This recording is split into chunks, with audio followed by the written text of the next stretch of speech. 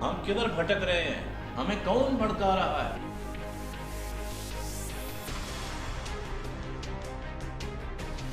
ہم کریں گے کھل کے بات، سچائی اور دلیل کے ساتھ۔ اعظم سواتی صاحب کا استعفیٰ لیا گیا۔ سر میں بٹ صاحب آپ کی بات بالکل ٹھیک۔ آپ کا اسٹیٹس جو ہے وہ سر ایک دم نہیں ٹوٹتا ہے۔ 21 توپوں کی سلامی ہے پی ٹی آئی کو، لیکن وہ مجبوری میں دیا گیا ہے۔ یا تو اسے ریولوشن توڑتا ہے یا reforms. People wanted some change, some new faces. ایک غریب کے گھر میں گھس کر ان کو مارا۔ PMLN کافی عرصے سے حکومت کر رہی تھی۔ Why not Pakistan should be a very strong country in the Muslim world? ابھرتا ہوا پاکستان، نہ نیا نہ پرانا، بس صرف پاکستان۔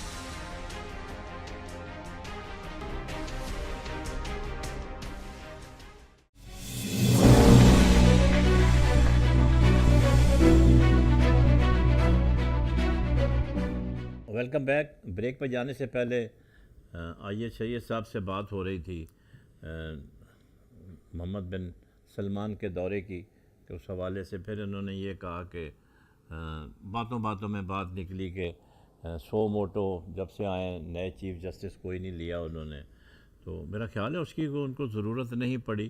انہوں نے ویسے بھی اپنا ایک بیان میں یہ کہا تھا کہ وہ کوشش کریں گے کہ سو موٹو جو ہیں وہ کم سے کم لیں۔ لوگ اگر اپنا کام صحیح کرتے ہیں، منسٹر اپنا کام صحیح کرتے ہیں، بیوروکریسی اگر صحیح کام کرتی ہے تو ان کو سو موٹو لینے کی کوئی ایسی ضرورت نہیں ہے۔ لیکن یہاں تو پاکستان میں آپ نے دیکھا ہوگا کہ مسائل ہی مسائل ہیں، اور ہم جس تبدیلی کا خواب دیکھنا چاہ رہے تھے وہ میرے خیال میں سید صاحب وہ تبدیلی میرے خیال میں عمران خان صاحب بھی نہیں لا سکیں گے۔ آئی میں بی رونگ، لیکن میں اس کی وجہ بتاتا ہوں۔ اس کی وجہ یہ ہے کہ جب تک موجودہ کرپٹ سسٹم جڑ سے اکھاڑ کے نہیں پھینکیں گے، یہ اب اتنا مضبوط ہو گیا ہے، اتنا مضبوط ہو گیا اوور دی ایئرز، کہ اس کو جو ہلانے کی کوشش کرتا ہے وہ اس کو ہلا کے رکھ دیتے ہیں۔ تو آپ نہیں سمجھتے کہ جب تک کہ یہ سسٹم صحیح نہیں ہوگا اس وقت تک بات نہیں بنے گی؟ لیکن سر اس کے لیے ہے نا کہ سسٹم ٹھیک کون کرے گا؟ میں نے عرض کی کہ آپ ایک ایسے مقام پر کھڑے ہو گئے ہیں کہ اپوزیشن سے اگر آپ کوآپریشن کرتے ہیں تو اس کی ڈیمانڈز ہوتی ہے کہ جی اداروں میں جو کیسز چل رہے ہیں اس میں ریلیف دیا جائے۔ اب اگر وہ ریلیف دیتے ہیں تو ان کا نیریٹو سارا تباہ ہو جاتا ہے۔ تو اب بنیادی پرابلمز کہاں پہ آ گیا کہ جو بھی فیصلہ کرے گا عمران خان یونیلیٹرلی کرے گا۔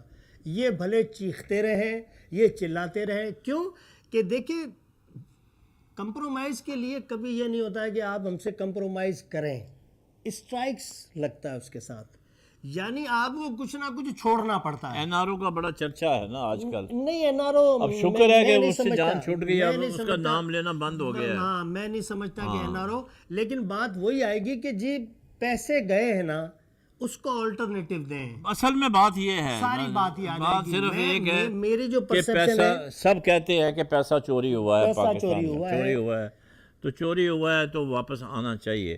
اگر پورا نہیں آتا تو 60-70% تو آ جائے، مگر یہ ہے کہ دیکھنا ہے، ہم دیکھتے ہیں کہ آئے گا کہ نہیں آئے گا۔ میں کہہ رہا جو ہوں موجودہ حالات میں جو چل رہے ہیں اسحاق ڈار تو کی جو لگتا ایسا ہے کہ مشکل سے واپس آئے گا۔ اسحاق ڈار صاحب کی جو کوٹڈ فگر ہے نا جی 200 بلین، جی ہاں، اس کا میں کہتا ہوں 10% آ جائے نا۔